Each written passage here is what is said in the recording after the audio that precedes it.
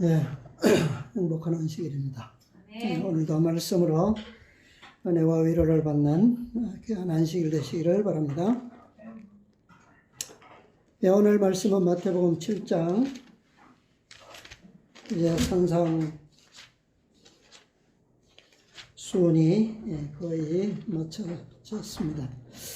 7장 15절부터 있는 말씀을 보겠습니다. 15절부터 23절까지 있는 말씀을 보겠습니다. 거짓 선지자들을 삼가라. 양의 옷을 입고 너희에게 나아오나 속에는 노략질하는 일이라. 그의 열매로 그들을 알지니 가시나무에서 포도를 또는 엉겅퀴에서 무화과를 따겠느냐? 이와 같이 좋은 나무마다 아름다운 열매를 맺고 못된 나무가 나쁜 열매를 맺나니 좋은 나무가 나쁜 열매를 맺을 수 없고 못된 나무가 아름다운 열매를 맺을 수 없느니라. 아름다운 열매를 맺지 아니하는 나무마다 찍혀 불에 던지우느니라. 이러므로 그의 열매로 그들을 알리라. 나더러 주여 주여 하는 자마다 천국에 다 들어갈 것이 아니요 다만 하늘에 계신 내 아버지의 뜻대로 행하는 자라야 들어가리라. 그 날에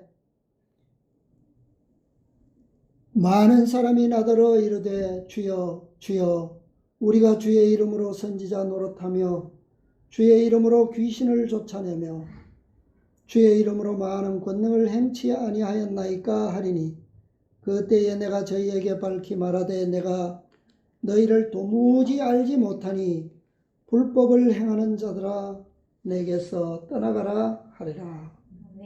아멘. 오늘 제목은 거짓 선지자들을 삼가라 라고 하는 교훈의 말씀입니다. 여기에 거짓 선지자들을 무엇에 비유하고 있습니까? 어떤 짐승에 비유하고 있어요? 이리. 이리는 어떤 동물을 좋아합니까? 누구를 좋아해요? 양.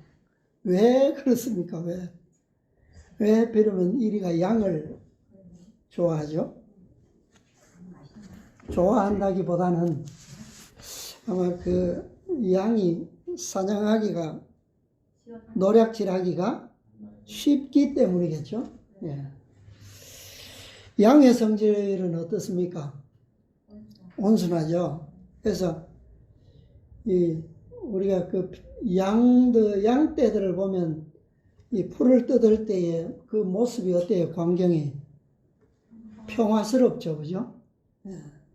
그래서 남의 것을 빼앗을 줄도 모르고 자연스럽게 어떻게 합니까? 있는 것을 있는 그대로 나누죠, 그죠? 예. 양이 달리는 거 보셨나요? 양도 짐승이니까 달릴 때가 있죠. 언제 달릴까요? 양들은 도망갈 때만 달립니다. 그죠? 그렇지 않고서는 달리는 일이 거의 없는 것 같아요. 근데 반대로 이리는 어때요? 항상. 왜 달립니까? 이리는. 뭔가 노력을 해야 됩니다. 그것도 사냥하기 위해서 달린다라기보다는 남이 사냥해 놓은 것을 빼앗기 위해서 달려요. 빼앗을 때는 이리들이 어떻게 합니까? 서로 이렇게 협업을 하죠, 그죠? 연합을 합니다. 그런데 빼앗고 나면 사자들이나 뭐 사자나 더 큰 짐승들이 사냥해 놓은 거 이렇게 협업으로 탁 빼앗아 놓고는 그 다음에는 어떻게 해요? 다시 자기들끼리 많이 차지하기 위해서 싸우죠, 그죠? 도망가고 빼앗으려고 또 달려가고 그게 일이에요. 참 양과는 참 달라요, 그죠? 네. 아주 적절한 비유 같습니다. 그래서 이 이리를 여기에 누구라고요? 거짓 선지자들, 거짓 교사. 예. 오늘날 참 세상에는 이리로 비유되는 그런 교사들이 세상에 많죠. 예, 참 넘쳐납니다.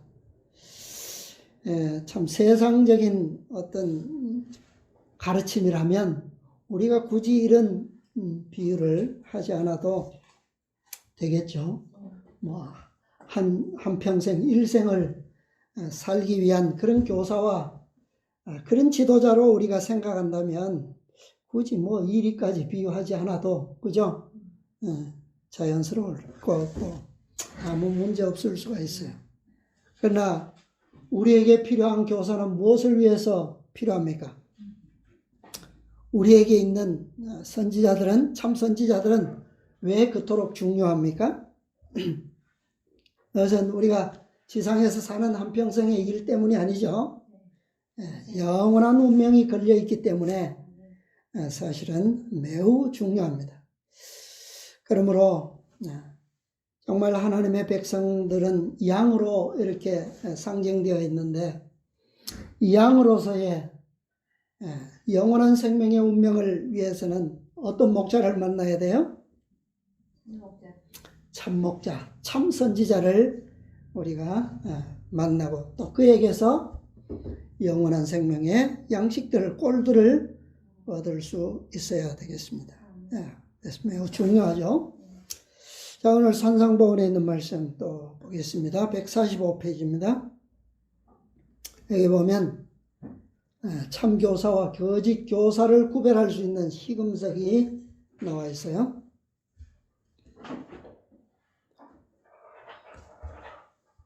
거짓 교사들이 일어나 그대를 어느 길? 좁은 길과 어떤 문? 좁은 문에서 어떻게 해요? 떠나게 하고자 할 것이다. 누가요? 거짓 교사들. 이리로 상징된 거짓 선지자들. 그들을 조심하라. 그들은 양의 옷을 입고 있으나 속으로는 노략질하는 이리이다. 예수께서는 거짓 교사와 참 교사를 구별할 수 있는 시금석을 주신다. 그분은 그의 열매로 그들을 알지니 가시나무에서 포도를 또는 엉겅퀴에서 무화과를 따겠느냐고 말씀하신다. 시금석이 뭐라는 겁니까? 열매. 그러면 참목자는 어떤 열매를 맺는다고요? 참목자는 포도나무에서 포도를 맺고 무화과나무에서 무화과를 맺는다라고 하는 것이죠. 우리 양들에게 유익한, 하나님의 백성들에게 생명이 되는 그런 유익을 주는 그런 열매가 맺힙니다. 여기에 어떤 나무가 나오죠? 가시나무가 나오고 엉겅퀴가 나오는데 왜 이런 비유를 예수님께서 시금석으로 말씀하셨을까요? 가시나무에서 결코 포도를 맺을 수 없다. 그럼 뭐 세상의 어린아이들도 다 아는 이야기죠. 진리예요. 그런데 이 가시나무와 엉겅퀴는 언제부터 나타났습니까? 누구로 말미암아 나타났어요? 무엇 때문에? 사단이 시작한 그 범죄, 불순종으로 인해서 이 지상에는 저주를 받게 되고, 그 결과로 무엇이 났어요? 가시가 나고 엉겅퀴가 났어요. 이것은 죄로 말미암은 품종들이죠, 그죠? 거기에 영생의 열매가 결코 맺힐 수가 없습니다. 자, 더 구체적인 시금석을 말씀하고 있는데, 자, 그 말씀 다음 문단 보기 전에 우리 교회정원 4권에 있는 말씀을 좀 보겠습니다. 사정은 376, 7페이지. 거짓 선지자들을 삼가라. 양의 옷을 입고 너희에게 나오나 속에는 노략질하는 일이라. 그의 열매로 그들을 알지니. 여기에 묘사된 부류의 종교 지도자들은 그리스도인이라고 고백하는 사람들이다. 네. 뭐 그리스도인이 아닌 사람들은 우리가 이 범주에 뭐 참목자와 거짓 목자를 그 범주에 우리가 둘 필요가 없어요. 그죠? 네. 고백하는 사람들이다. 그들은 경건의 모양이 있으며 영혼들의 유익을 위해 일하는 것으로 보이지만 사실은 그들의 심령은 탐욕적이고 이기적이고 안위를 사랑하고 그들의 거룩지 못한 심령의 충동을 따른다.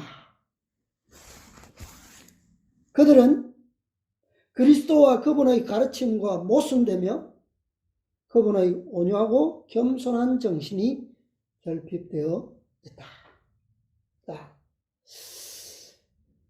양의 성질이 온순하고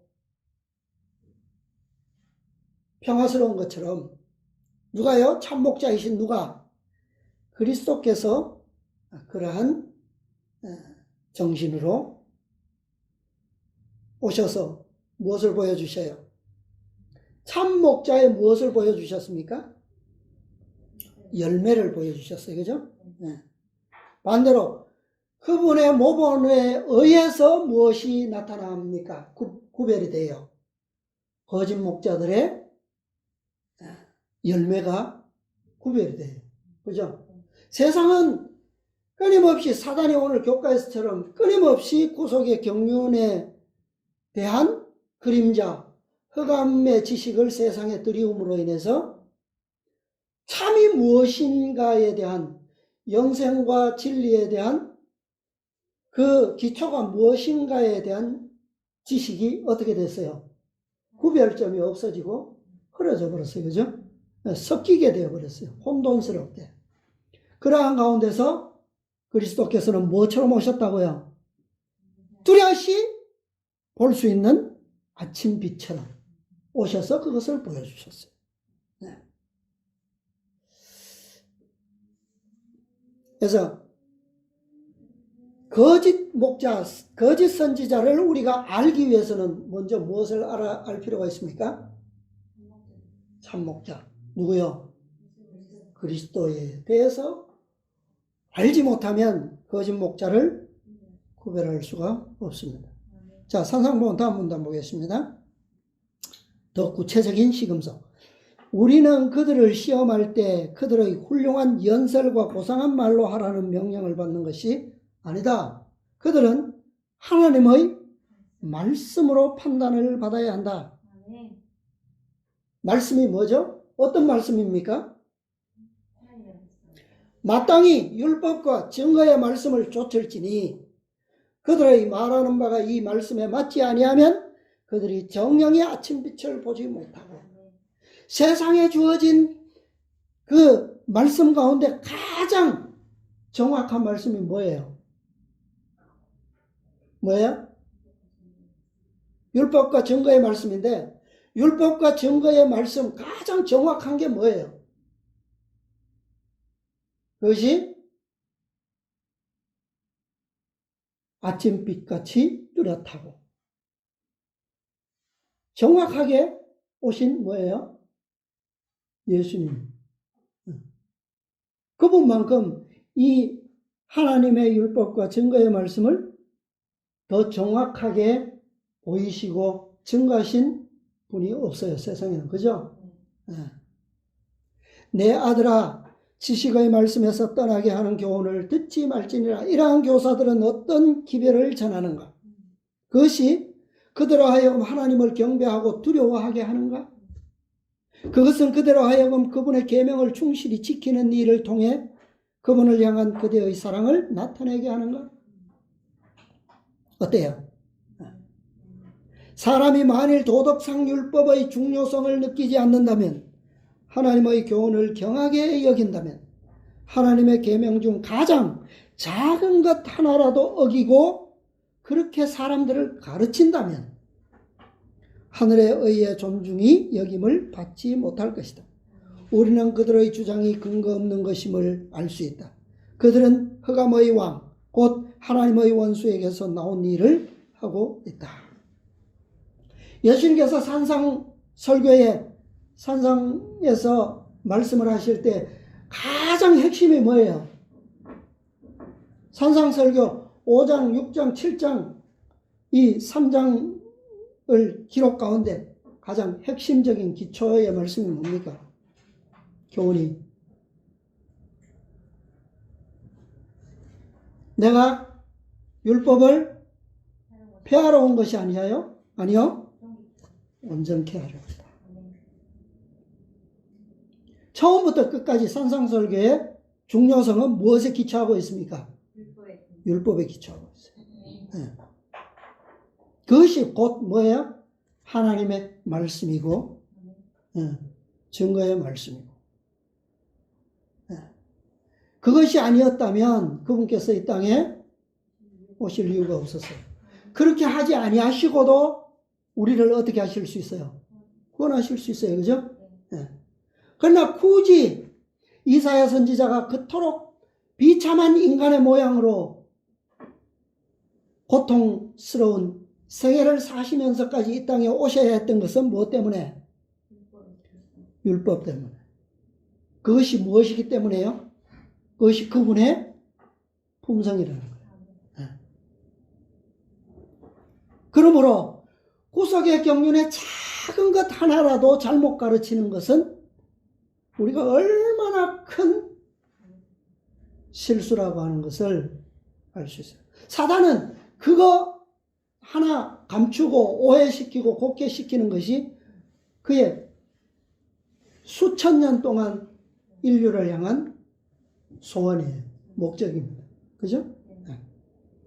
하나만 잘못 이해해서 넘어뜨려도 그는 그에 대해서 뭐 하는 거예요? 성공하는 거예요. 네. 사실은 이스라엘 백성들을 택하신 이유가 뭡니까? 오늘 교과에서. 인간의 수명이 뭐해졌기 때문에? 짧아졌기 때문에 이제는 부조들 수백 년을 살면서 가르칠 수 있는 뭐가 있어요? 없어요? 없어요. 인간은 육신적으로 이제 한계가 있기 때문에 어떻게 가르칠 필요가 있었습니까? 이제는 아주 구체적으로 모든 생활과 국가적인 법률과 모든 사회에 걸친 전방적인 범위에서 그분의 법과 그분의 품성과 나라의 원칙들을 가르치실 필요가 있었다는 거죠. 네. 그래서 아브라함에게 주신 그 복의 근원은 어디까지 이어져요? 그 역사는 유다라고 하는 야곱의 12아들 중에서도 특별히 유다라고 하는 지파를 통해서 그 약속이 복의 근원이 이렇게 성취되도록 그렇게 계획되어졌습니다. 그래서 이스라엘 백성 유다 그것은 바로 우리 교과에서 지난 안식일에 개혁으로 끝났던 것처럼 그리스도께서 오시면 이 모든 것을 이 나라와 민족을 통해서 계획하신 것은 다 뭐 하신다고요? 성취하시고 이루시겠다라고 하는 거예요. 근데 그것을 그리스도께서 오셔서 어떻게 하셨어요? 그 구체적인 복음, 구속의 경륜을 다 어떻게 하셨어요? 다 이루셨어요. 그분을 통해서 어떻게 이 성소에 나타난 모든 제도들이 어떻게 성취되고 그 경륜을 이룬다라고 하는 것을 세상에 보여주셨다는 거죠. 왜 그 백성들에게는 특별히 교회가 아니고 성소를 주셨어요. 성소. 그죠? 성소와 성전. 자, 이 성소와 성전 이것과 오늘날 교회와 다른 점이 뭡니까? 유일하게 다른 점이 있다면 뭐예요? 그것은 바로 여기에 나오는 시금석. 시금석의 기초가 뭐라고요? 율법이에요. 그 백성들에게는 무엇이 주어졌습니까? 하나님께서 친수로 기록하신 돌비가 주어졌어요. 그런데 오늘날 교회에는요, 그게 아니라 그 대신에 뭐가 있습니까? 하나님의 품성 그 자체가 어떻게 해요? 그리스도의 생애를 통해서 이 교회의 기초가 되셨다. 내가 이 반석 위에 교회를 세우리니 그분 자신이 교회를 세우셨어요. 그분 자신이 뭐가 되셨습니까? 기초돌이 되셨어요. 그러니까 이 시대에는 그분의 품성이 어디에요? 교회의 모든 교인들에게, 성도들에게 어디에요? 마음에 기록될 때 교회의 목적은 성취되는 겁니다. 그러니까 이스라엘 백성들에게서 법궤가 사라졌다라고 하는 것은 한 민족으로서의 뭐가요? 사명이 끝났다라고 하는 것을 보여주는 거죠.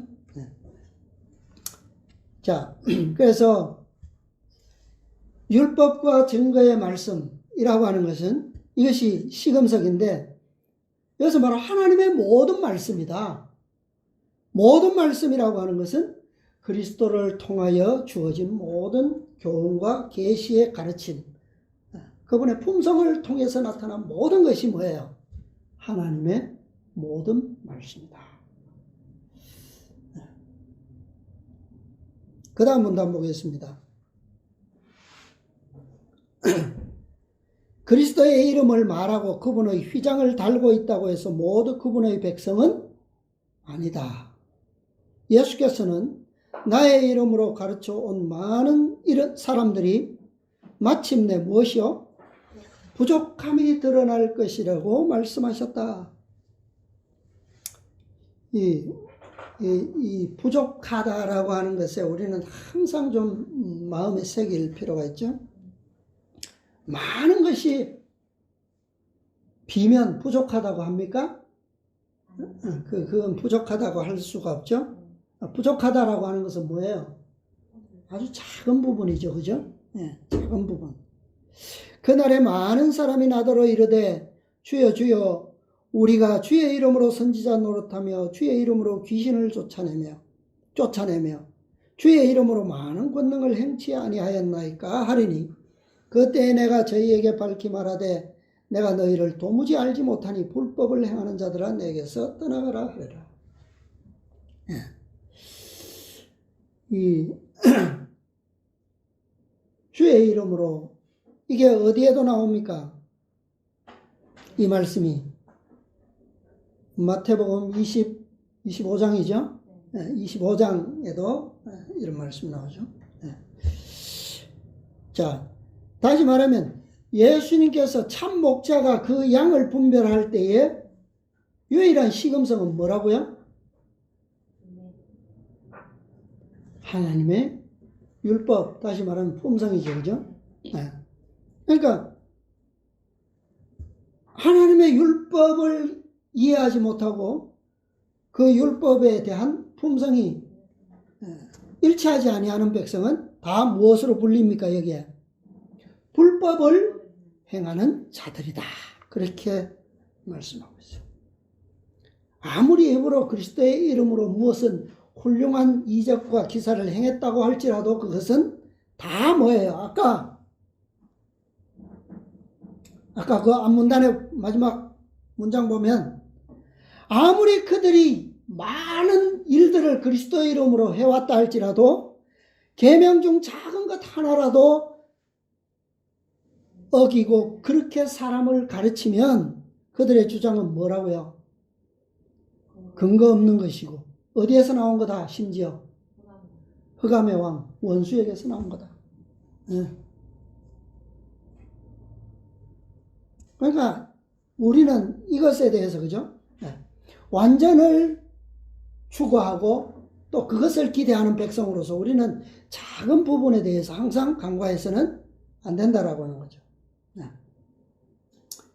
작은 부분이 온통 뭐로 만들어버려요? 작은 불순종이 온통 우리의 전체를 불순종, 불법을 행하는 자로 만들기 때문입니다. 리베네랄드 1885년 11월 17일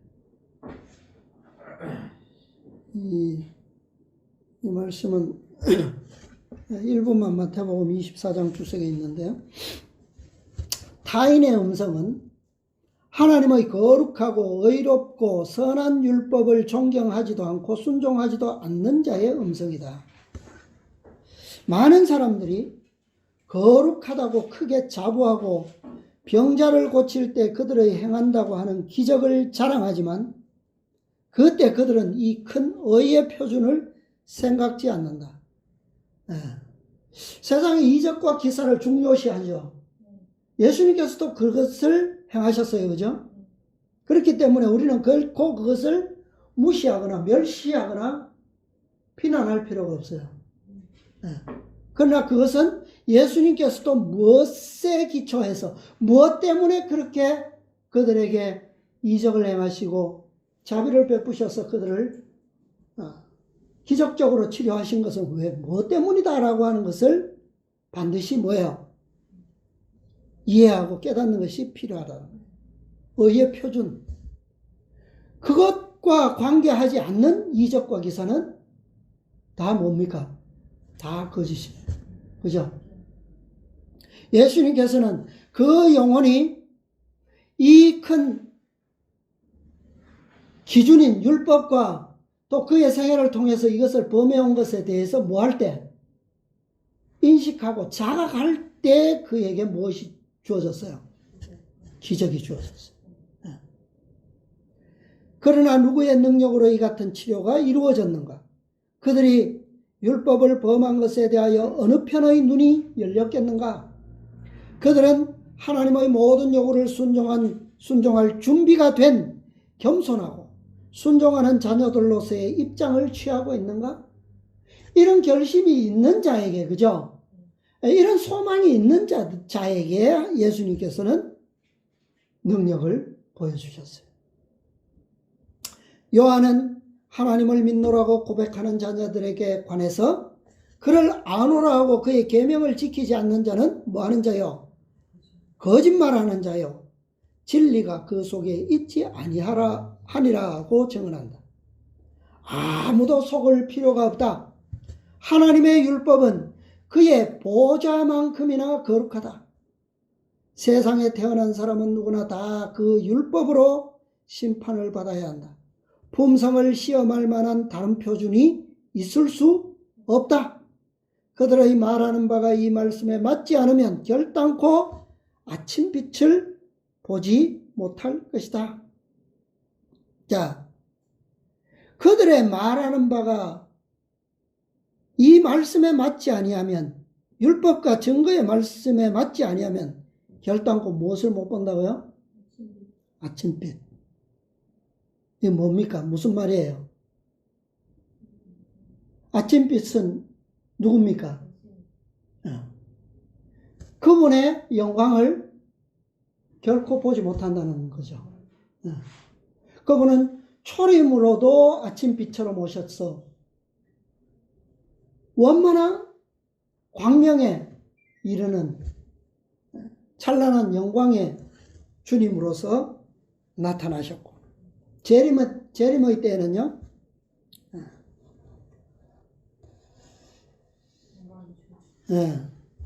아주 절정에, 그죠? 세상에서는 그토록 밝은 것이 없을 만큼 밝은 영광의 왕으로 오십니다. 자, 우리가 지금 이 아침빛같이 뚜렷한 그분의 모습을 우리가 보지 못하고 그분의 밝아지는 그 영광을 우리가 따라가지 못한다면, 그죠? 하나님의 말씀에 따라 결정되어야 하겠는가? 아니면 인간의 주장을 따라 믿어야 할 것인가? 그들의 열매로 그들을 알 것이라고 예수님은 말씀하신다. 만약 병을 고친 표적 때문에 병 고친 사람들이 하나님의 율법을 지키지 않은 것이 용서되고 계속 불순종한다면 그들이 비록 어떤 능력을 가졌다 할지라도 그들의 능력은 크신 하나님의 능력이라고 할 수 없다. 자, 아무리 위대한 표적을 일으킨다 할지라도 율법을 지키지 않은 것이 뭐 될 수 없다고요? 그것으로 인해서 강과되거나 용서될 수는 없어요. 그죠? 네. 용서받을 수 있는 것은 우리가 완전한 돌이킴, 변화. 네. 반대로 그것은 대기만자의 기적을 행하는 능력이다. 사단은 도덕률의 범법자이다. 그는 사람들이 그의 참 성격을 보지 못하게 하기 위하여 그가 할 수 있는 모든 수단을 다 동원한다. 우리는 그가 마지막 때의 표적과 기사로 일할 것이라는 경고를 받았다. 그는 은혜의 시기가 끝날 때까지 표적과 기사를 계속할 것이다. 이는 그가 빛의 천사요 어두움의 사자가 아니라는 증거로 이적 기사를 가리켜 보이기 위함이다. 자, 진리가 뚜렷하지 아니하고 진리에 대하여 자신이 없으면 없을수록 무엇을 내세웁니까? 보이는 것을 내세울 수밖에 없어요. 그죠? 네. 우리는 하나님의 율법을 범하는 것을 허용하면서 거룩한 척하는 사람들을 경계해야 한다. 그 율법을 발로 밟고 자신들이 고안해낸 표준으로 스스로를 판단하는 자는 결코 성화될 수 없다. 이것이 중요한 의미예요. 율법이 아니고서는 우리의 품성을 뭐 할 수 없다고요? 성화시킬 수가 없어요. 율법이 있기 때문에 율법이 그분의 하나님의 정부의 기초고 그분의 품성이기 때문에 그렇기 때문에 그분께서 우리의 뭐가 되실 수가 있어요? 우리의 의가 되실 수가 있습니다. 그죠? 우리의 능력이 되실 수가 있고 우리의 성화와 완전함이 되실 수가 있어요. 인간의 법이라면 인간의 법이 우리의 증거가 된다면 뭐 더 이상 성화될 필요가 있습니까? 완전을 추구할 필요가 있어요?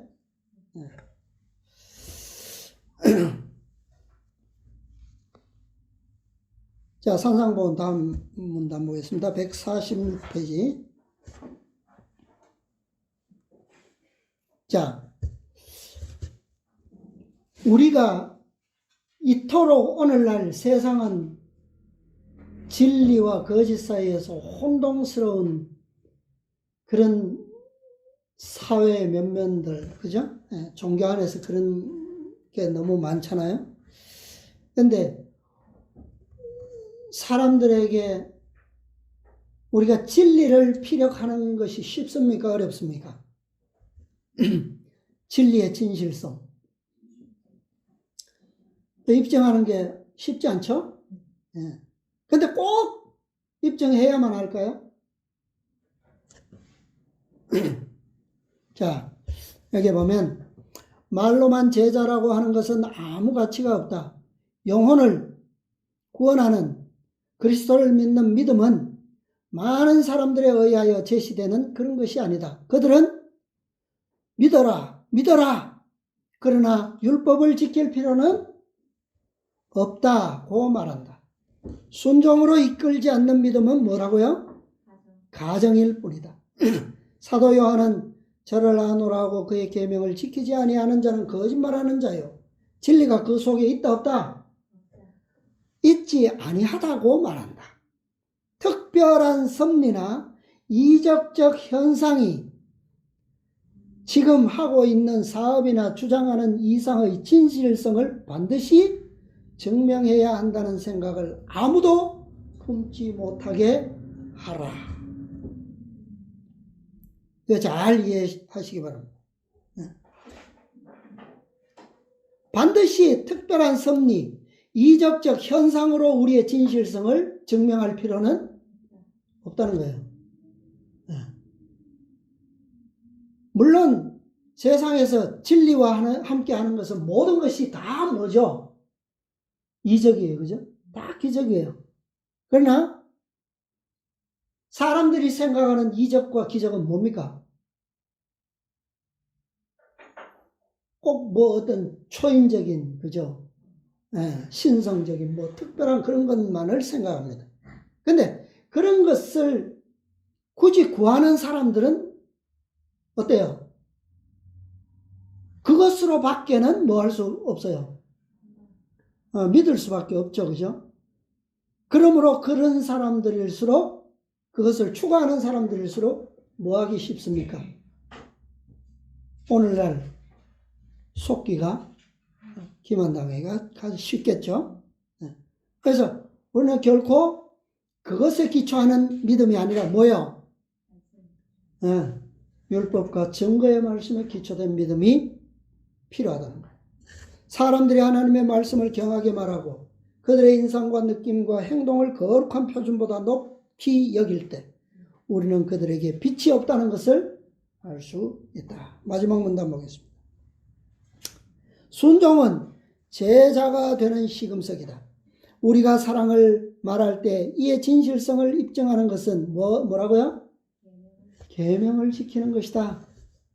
뭐 하나님의 율법 모르는 사람 있습니까? 세상에? 뭐 얘기하면 다 알아요. 그죠? 그러나 계명을 지키는 것이 그 어떤 사람들의 입장에서는 아주 대단한 이적적인 것처럼 보일 수도 있어요. 그러나 우리는 어떻습니까? 그것이 우리의 생애에서는 뭐처럼 돼야 돼요? 이적이, 어떤 사람에게는 이적적인 것이 우리에게는 뭐가 돼야 돼요? 자연스러운 것이 돼야 돼요. 그죠?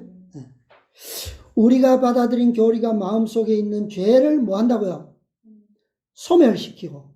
그러므로 교리가 중요합니까? 그것이 율법과 증거의 말씀이죠. 심령을 더러움에서 깨끗게 하고 성결의 열매를 맺으면 우리는 그것이 하나님께 속한 진리임을 알 수 있다. 교리가 완전치 못하다라고 하는 것은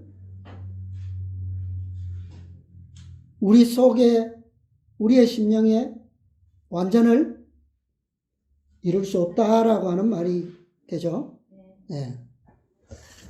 자비, 친절, 긍휼, 동정이 생애에 나타날 때, 의로운 일을 하는 기쁨이 마음속에 있을 때, 그리스도를 높이고 자기를 죽일 때, 우리는 우리의 믿음이 바른 상태에 놓여 있음을 알 수 있다.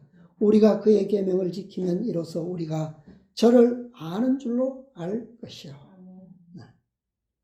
빛은 빛을, 그죠? 빛은 빛을 더 밝게 하죠.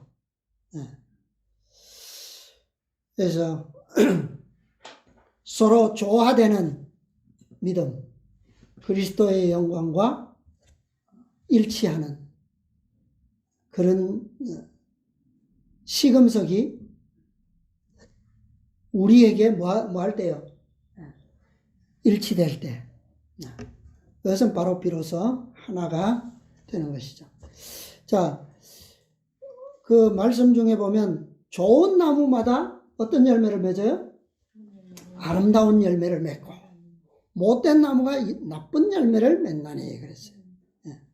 법칙인데 여기 보면 이 좋은 나무에 좋다라고 하는 말은 선한 의미를 가지고 있어요.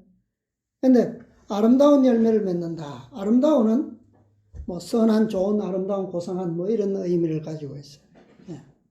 그런데 못되다라고 하는 그 단어는 의미가 우리 한국말은 참 뭐 우리가 한 가지 표현을 쓰지만 의미는 상황에 따라서 여러 가지로 우리가 다르잖아요.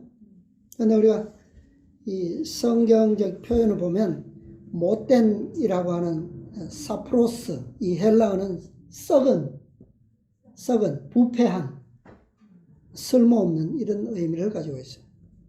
다시 말하면 가시나무도 원래 가시가 있었던 것이 아니라 가시나무도 원래 아름다운 나무였어요. 그죠? 예. 그래서 어떤 비유에 보면 사무엘서입니까? 뭐 가시나무에 가서 왕이 되라 그러고 포도나무에게 왕이 되라 그러고 그러잖아요. 그런데 무엇 때문에 가시가 돋아난 거예요? 죄로 부패함으로, 그죠? 그 나무의 성질이 땅이 저주를 받았다고 그랬으니까 거기에서 뭐가 나온 거예요? 바로 못된 이 나무가 되고 거기에 무엇이 열린다고요? 나쁜 열매가 맺었다. 이 나쁜다라고 하는 표현은 악한, 사악한 뭐 그런 의미를 가지고 있습니다. 그래서 병든, 뭐 부패한 나무가 병든 열매를 맺는 것은 당연하죠. 이것을 사도 바울이 이렇게 설명했습니다. 히브리서 6장에 보면 7절 8절입니다. 땅이 그 위에 자주 내리는 비를 흡수하여 밭 가하는 자들의 쓰기에 합당한 채소를 내면 하나님께 복을 받고. 자, 아름다운 나무는, 선한 나무는, 좋은 나무는 무엇을 어떻게 하는 나무라고요? 비를 흡수하는. 어떤 비입니까? 율법과 증거의 말씀이죠. 그죠? 그리스도의 말씀이에요. 그것을 잘 흡수하는 밭은 쓰기에 합당한 채소를 내므로 무엇을 받는다고요? 복을 받고. 8절에 보면 만일 가시와 엉겅퀴를 내면 땅이 이 부패하고 잘못되어서 그죠? 가시와 엉겅퀴를 내면 버림을 당하고 결국 어떻게 돼요? 저주를 받고 마지막은 불사름이 되리라. 이거 누구 보고 하는 말씀인가요? 오늘날 우리에게, 그죠? 모든 사람들에게 주신 교훈입니다. 자, 말씀 좀 더 소개해 드리겠습니다. 리비안 헤럴드, 복음전도 589페이지인데요. 리비안 헤럴드 1895년 10월 22일. 자, 우리가 진리와 오류를 분별할 때 참 우리가 오해하면 안 되죠. 사단은 기만하는 힘으로 일하여 진리를 흐리게 하는 여러 가지 오류 가운데로 이끌어간다. 오류는 진리의 나무에 기생충처럼 굳게 붙어 있지 아니하였을 것 같으면 곧 소멸되어 버렸을 것이다. 처음부터 아카시아 나무가 나온 게, 가시가 돋은 나무가 난 게 아니에요. 그죠? 예. 땅이 뭐함으로? 예, 저주로 인해서 가시를 내게 된 거예요. 이게 뭐라는 거예요? 여기에 표현되는, 오르라는 거예요. 기생충, 그죠? 진리의 나무에 붙어 사는 기생충. 그러니까, 이 기생충은 이 진리의 나무가 없으면 오류는 살 수가 없어요. 그죠? 오류는 하나님의 진리에서 그의 생명을 취한다. 참 어불성설하죠. 그죠? 근데 이게 진리라는 거예요. 인간의 유전은 유동하는 미생물처럼 하나님의 진리에 저들 자신을 부착시킨다. 그리고 사람들은 그 유전을 진리의 한 부분으로 생각한다. 이게 참 오늘날 어려운 숙제죠. 그죠? 99%의 진리와 1%의 오류는 결론은 뭡니까? 운명은 불사름을 당하리라. 거짓된, 좀 넘어가겠습니다. 시간이 없어서.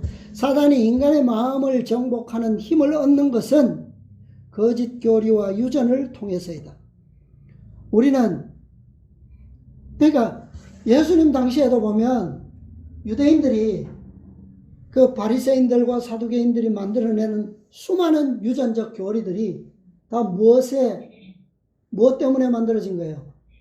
무엇을 기초해서? 율법과 진리를 기초해서 다 만들어 붙인 거 아니에요, 그죠? 네. 우리는 세상에 존재하는 불성실을 통하여 사단이 그의 힘을 어떤 범위까지 펴고 있는지 볼 수 있다. 그리스도를 믿노라고 공언하는 교회에서까지 여호와의 율법을 떠나서 그릇된 표준을 세웠다. 사단은 이 모든 일에 그의 세력을 장악하여 왔다. 왜냐하면 사람들을 그릇된 표준으로 이끌므로 그는 인간의 품성을 그릇되게 형성시키고 인간에게 자신을 최고의 존재로 인식시킬 수 있기 때문이다. 그는 하나님의 거룩한 율법을 반대하기 위하여 활동하며 하나님의 통치권을 부인한다. 그의 권좌에서 모든 사악한 일이 시작되고 그것이 지탱된다. 네.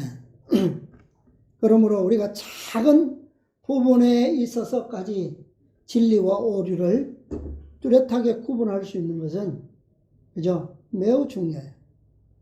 자, 지폐가 한 장 있죠?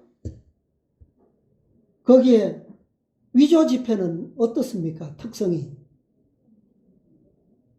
진짜와 얼마나 다를까요? 많이 다를까요? 그런데 결과는 뭐예요? 그게 10,000원짜리 지폐라면 10,000원의 가치가 있습니까? 없습니까? 그게 뭐예요? 그게 아주 기생충처럼 작은 부분의 오류를 가진 진리가 그렇다고 하는 거예요.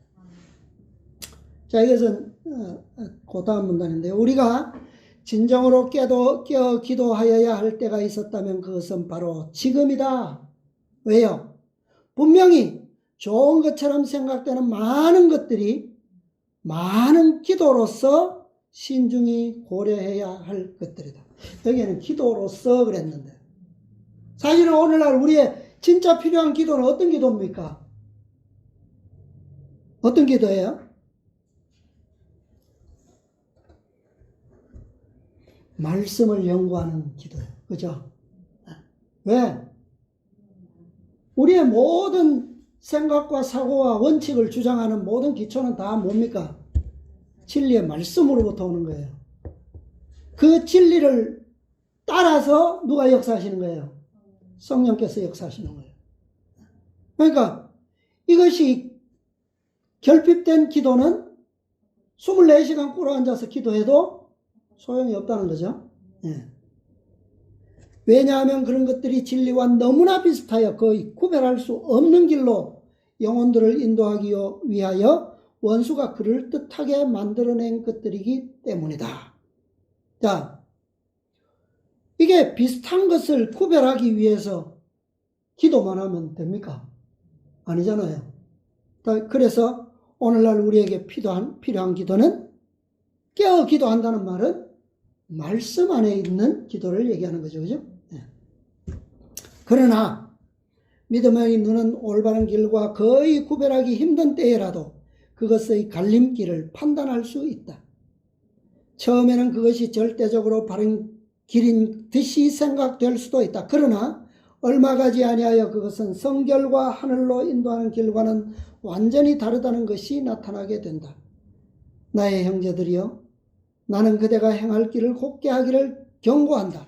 그대가 길을 곧게 하지 않을 때 절름거리면서 그 길에서 벗어나게 될 것이다. 누가 생각나죠? 누가 생각납니까? 길을 곧게 하기를 경고한다. 곧게 하지 않으면 어떻게 해요? 절름거리면서 그 길에서 벗어나게 될 것이다. 야곱처럼